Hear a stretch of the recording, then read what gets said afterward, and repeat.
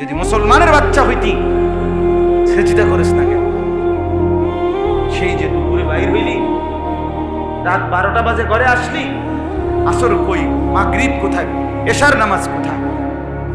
আয় হায়, চুল দেখলে বোঝা যায় না মানুষ না আফ্রিকার জঙ্গলি না আফ্রিকার জানোয়ার।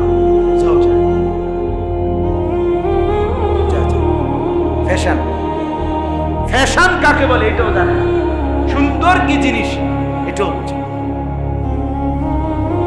এজন্য প্রতিদিন এখন নিয়মিত আপনাদের আমাদের প্রত্যেকের জন্য বাবা আল্লাহর কথা, আখিরাতের কথা আগের চাইতে বেশি বলা উচিত, শোনা উচিত, ব্যবস্থা করা, পুরুষদের জন্য, মহিলাদের জন্য।